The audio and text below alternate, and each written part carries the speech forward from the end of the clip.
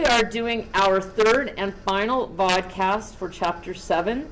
So we are finishing off our study of entropy and our study of the second law of thermodynamics. Before we do the last piece, which is the second law of thermodynamics for an open system or a control volume, I wanted to just bring one thing to your attention, and that is basically what's called the third law of thermodynamics, and this is stated in your textbook, but the third law of thermodynamics is not something that we use for computational purposes. If you remember, we had the zeroth law, which was the equality of temperature. Then we had the first law, which is energy balance, and the second law, which is entropy generation or increase of entropy. These are the two computational laws that we use along with the mass balance equation. The zeroth law of thermodynamics and the third law are equally as important. However, they don't have the computational power. We don't quantify them the same way that we do the first and second. So the zeroth law just says if two bodies have equality of temperature with the third body, they also have equality of temperature with each other. That's why we can use a thermometer. So we have a thermometer, we put it in this room, it says it's 78 degrees. Put it in another room, it says it's 78 degrees. That means the temperature is the same. Seems like you should know that, but there was no other physical law that actually stated that. We just sort of knew it intuitively. So, and that's intuitively, or I think that's the way it works, is not sufficient for scientific analysis. So it had to be stated in this particular way. The third law says that the entropy of a perfect crystalline form of a material is at an absolute minimum at absolute zero. So once again, that's interesting. It gives us a basis for comparing entropies, but it doesn't give us a computational tool to use. So we still use the first and the second law along with mass balance. Okay, so we know that for a closed system where mass is neither entering nor exiting, that the second law of thermodynamics can be stated as the entropy that goes in minus the entropy that goes out plus the entropy that is generated by the process is going to equal the change in entropy of the system. The other thing that we know is that entropy is generated either by mass entering or leaving the system, or by heat entering or leaving the system. So for a closed system, the mass in and the mass out are equal to zero. So in general, or typically, let's put it that way, S in will become Q in over T sub 0, which is the temperature of the surrounding reservoir, minus Q out over T sub 0, plus S generated equals the change in entropy of the system, which is just S at time 2 minus S at time 1. All right, that's what we did last time. Now this time we're going to look at an open system or a control volume. Same thing.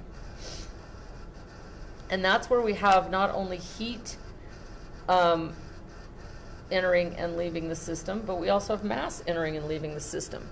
So if we write the second law of thermodynamics for an open system, we can say, and we write it as a rate equation, which is sort of a typical thing, we can say that the rate at which entropy enters the system minus the rate at which entropy leaves the system plus the rate at which entropy is generated is going to equal the first derivative of the entropy within the system or the control volume with respect to time. Now, the only big difference here, or one of the big differences here, is that now this entropy could be a Q in, or a Q dot in term over T sub 0, but it could also be a mass flow rate in times the entropy associated with that mass flow rate. So in other words, if you have a some sort of a box and it's being fed by a pipeline, the mass that goes in will also have an entropy associated with it. And if you have a drain on the bottom and you're losing some mass, you're also going to be losing some entropy. So in other words, S dot in can be broken down into these two types of terms. Now once again, to be even more general, you might have more than one place where heat is going in or mass is coming in, and you have to take into account all of those. So you're going to have similar looking terms for the mass on exit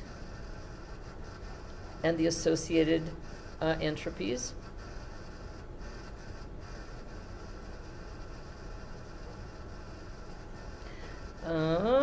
Plus that rate of entropy generated equals ds of the system dt. Now, the other thing is that the rate at which entropy generated, the criteria that we use is this has to be a positive number in order for the process to be possible. This would be equal to 0 for a fully reversible system. And if it were a negative number or less than 0, then it would be impossible. So it's the same sort of a criteria that we used for the second law for a closed system, just that we have more possible terms.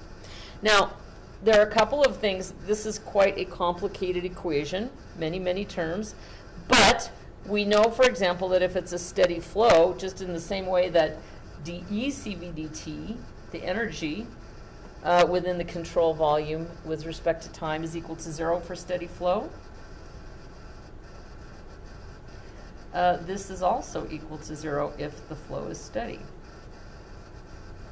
Right? So, and you may have mass coming in or going out. You may have heat going in and out. If it's adiabatic, Q dot in, Q dot out are 0 if the system is adiabatic, which just means that there is no heat transfer. And sometimes your authors will say well insulated. Okay? So then these terms would also go to 0 if it's adiabatic or if they say well insulated. And then you may just have one inlet and one outlet, so all of those things. The one thing that I would suggest in terms of an approach or an attack method when you have a control volume is to write out this equation in its entirety and then decide which pieces of it will not be relevant to your analysis. Okay? So instead of trying to look for a specific case, I kind of like to start with this and work my way to what's going on specifically with my situation. Now, another thing about this is in your book, they often subscript this instead of being T sub 0, which means exchange with the reservoir, T sub K. And all that really does is gives it the you may be exchanging with a heat reservoir, you may be exchanging with a heat sink, you may be exchanging with a furnace. It just K is just a more general what it means is the temperature that you're exchanging with. And the other thing, of course, to remember is that if T sub 0 or T sub K, whatever you're calling it, is not a constant, that you cannot call it Q over T, but you have to leave it in integral form of del Q over T, okay? And then you would have to find Q as a function of T. But for our level of analysis, we'll most often be exchanging with reservoirs, so the T will come out of the integral, and the integral of del Q is just the integral of del Q, which is just Q. All right, so at this point, do you guys have any questions before we work a problem? You don't? All right, I'm looking through the problems, and let me see. I'm going to look at the chart and make sure that I'm not going to do any of your homework problems for you, because that would be bad, right? I just hate it when that happens. Let's take a look at problem 7-137. I haven't really gone through this, so I'm going to read through it, make sure it's an appropriate problem. It looks good, but if it's not, I may change my mind. All right, first of all, we're talking about steam, and it enters an adiabatic turbine. What does adiabatic mean? That's right, Q in equals Q out equals 0. Very good. Enters an adiabatic turbine steadily at a pressure of 7 MPa at a temperature of 500 degrees centigrade and at a velocity of 45 meters per second. And it leaves the turbine at a pressure of 100 kPa and 75 meters per second. Okay. If the power output of the turbine, so we are generating power, which is a good thing because that is the purpose of a turbine, is 5 megawatts. I don't like this already. Okay. And the isentropic efficiency, which we haven't really discussed, but we know what efficiency is, so it's not a difficult concept. Isentropic efficiency is also sometimes called second law efficiency, is 77%. Let's determine the mass flow rate. Okay, and the temperature of the turbine on exit, T exit, right? And the rate of entropy generation. All right. So the first thing we need to do is to think about, or to learn for the first time, what is isentropic efficiency? Well, isentropic efficiency, which is sometimes called second law efficiency, refers to if you have a steady flow device and it operates under adiabatic conditions, that becomes ideal. So in other words, if this is an ideal turbine, the isentropic efficiency is the maximum that it can be. So the parameter that describes how efficiently a device approximates an isentropic device is called the isentropic or adiabatic efficiency. And so what we learn is that we use the same symbol for efficiency, and it becomes the actual turbine work, or in this case, the actual turbine power, divided by the maximum turbine power, or the adiabatic turbine power. So that means if this was a perfect world, we would get more, we would get 23% more power out. Okay? So we can use this idea to say this times the actual power,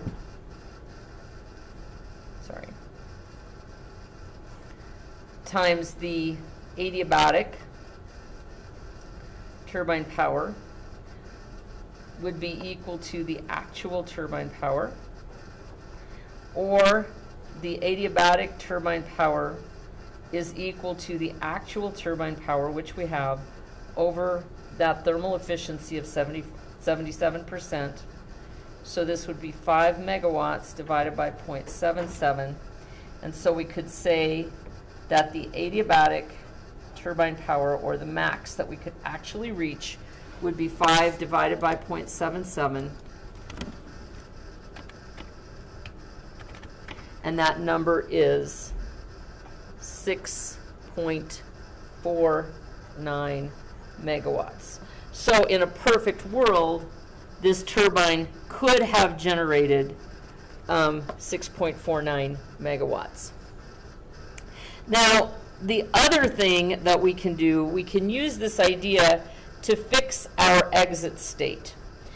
And the other thing is, we can say that that turbine efficiency is going to equal to the actual work, which is H1 minus H2A, which I'll describe in just a moment. So we're talking about enthalpies over H1 minus H2S.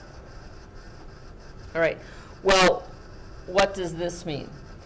This is the enthalpy if it had been adiabatic, and this is the actual enthalpy of the second state. So we can find the enthalpy here. We can use this idea, in other words, 0.77 equals H1 minus H2A over this number, the adiabatic turbine power, which is 6.49, and we can determine what this H2A value is after we determine this. Okay?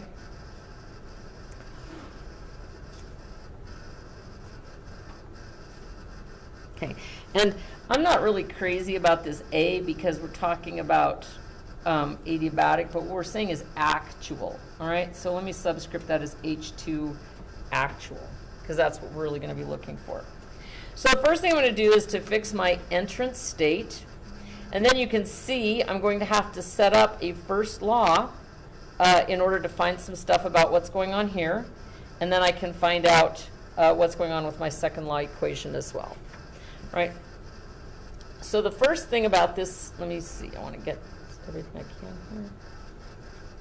All right, that might work.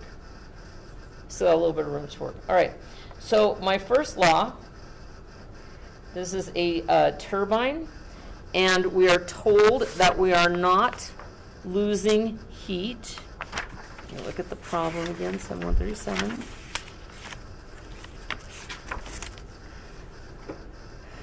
Yeah, it doesn't really say that the steam is, that the turbine itself is adiabatic. It just says that it enters adiabatically.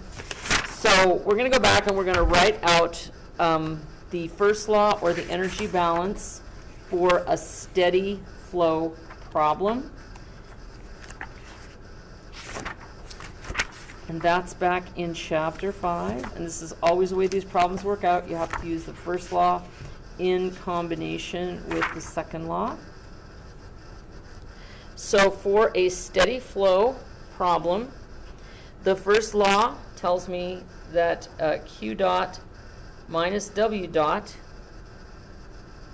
equals the summation on the outlets of M dot H plus V squared over 2 plus GZ minus the same thing on the inlets, M dot H plus V2 squared, V squared over 2 plus GZ. All right? We only have, we're not really losing heat, so that goes to 0. We're told that we know what this value is, which is our 5 megawatts. We have a single outlet and a single inlet, and we don't really have any drop in potential energy or gain in potential energy from that, for that matter. So we get basically that minus W dot, or the power that goes out, is equal to M dot.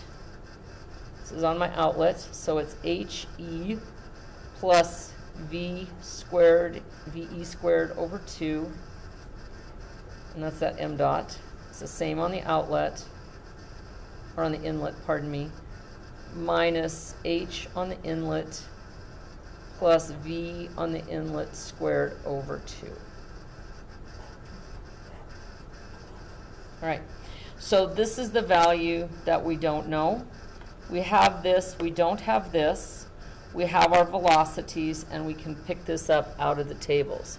So in other words, we have one equation and 2 unknowns, right? So we're going to have to get this using the efficiency of the turbine. And then we'll know a little bit more about what's going on with the rest of it. Then we can solve for M dot and so forth. All right. Do you see how that works? Here we have one equation and one unknown. This value is actually H sub E. So we can use that equation to find this value, plug it in, solve for m dot, and in that process, when we fix that last state, when we know what the pressure is and the enthalpy is, we'll be able to fix our final state. Then we'll be able to use the second law. Let's go ahead and write that one out too. Chapter 7, steady, one inlet, one outlet. I wrote it at the top here. So we can just use this idea. We have an entropy coming in, which is associated with the mass flow rate, because we don't really have any heat, but the entropy change has to do with the mass. So this would be m dot times S in minus S out, or S, let's keep our subscripts the same, on the entrance, S on the exit, okay, plus S dot generated, which is what we're looking for, equals the SCV dt, since it's steady, that's equal to 0. Okay? So in other words, once we fix the state, have the mass flow rates, we can calculate S generated, or we can just say S dot generated, to make it less sloppy, is equal to m dot times S sub E minus S sub I. Okay? So those are the equations that we're working with in this particular setup. Go ahead. Well, when I bring this over, I've got SE, so I've switched the signs inside of the parentheses. Yeah. Sorry, I did that that was kind of a math teacher thing, wasn't it? Just sort of throw it up there in five steps, right there. It's all there. So, okay. So let's go ahead. The first thing we need to do is to solve for H sub E. So if we take 0.77 times 6.49, which is the 5 megawatts, by the way, equals HI minus HE. HE, which is the quantity I need then, is equal to HI minus 0.77 times 6.49, and this unit is megawatt, which is surely not going to be a good unit, but we'll take care of that in just a minute. Oh, I just saw something else.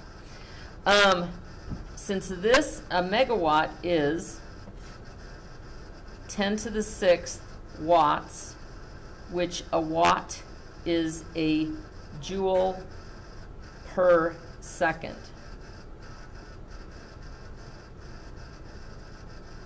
Oh, I can't, I'm going to have to change it. See, this unit's not going to work, is what I'm telling you. So if you think about this in megawatts, or this in megawatts, we're going to have to reduce this to a different form. This is pretty easy to do. When we look at H's in our table, they are going to be in kilojoules per kilogram, right? So if we think about a kilojoule per kilogram on this side, over here, if we want to do something with this to make it into kilojoules per kilogram, we have to write that as 10 to the 3rd kilojoules per second.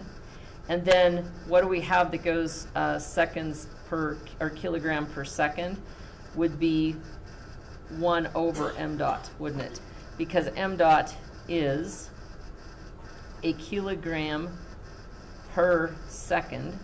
So if I took a megawatt, if I took 10 to the 3rd kilojoules per second and divided it by m dot, which is in kilogram per second, that would cancel out, and I'd have kilojoules per kilogram. So in other words, to use this equation, I have to change, I have to have a factor of an m dot, which kind of makes sense when you think about it. Okay, so let's work with that one first. So we're actually going to have 2 equations and 2 unknowns. So speaking of math teacher, here we go. That's awesome. We're going to have to solve some simultaneous equations.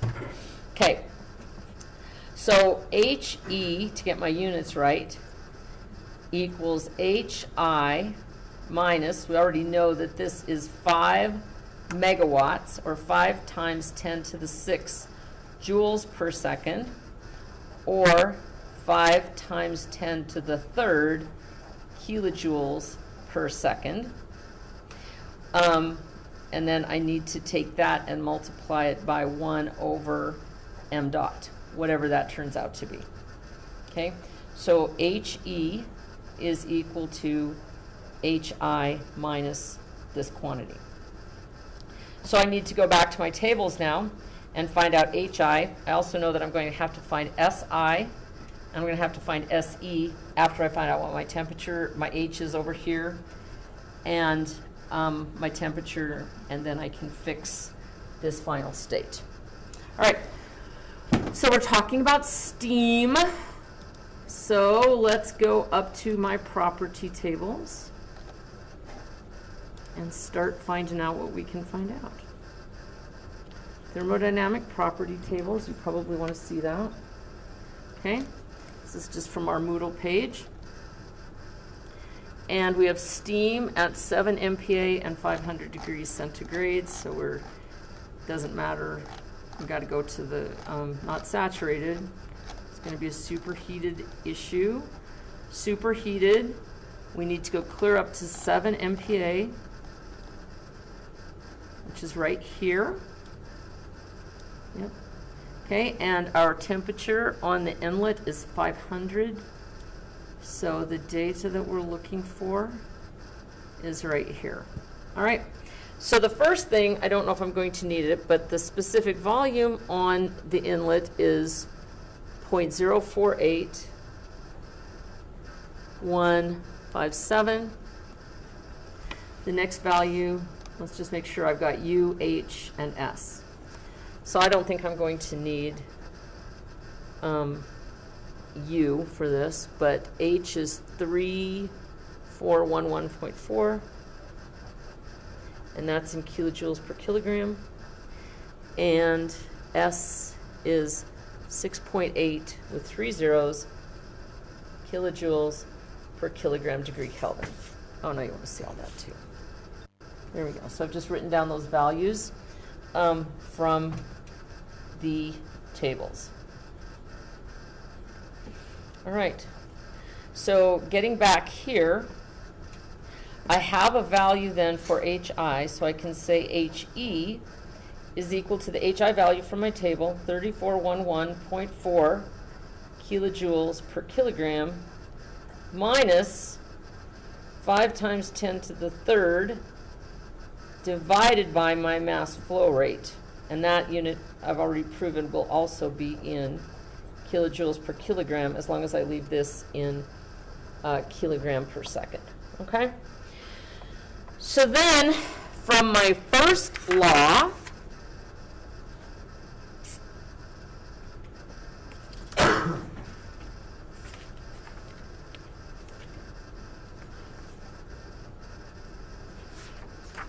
too many pieces of paper here.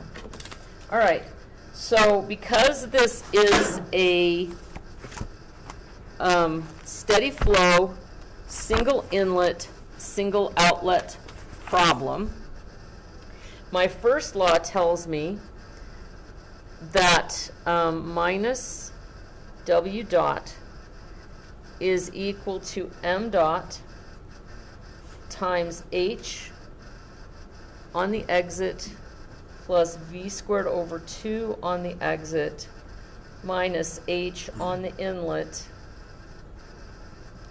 minus, the way I've written it this way, VI squared over 2 on the inlet. Okay? So I have HE as a function of HI and M dot, which is a good thing. So I can say then that minus W dot, which is minus 5 megawatts, and I've got some unit work to do here, which I'm probably going to leave for you guys, is equal to M dot times HE, which I have as a function,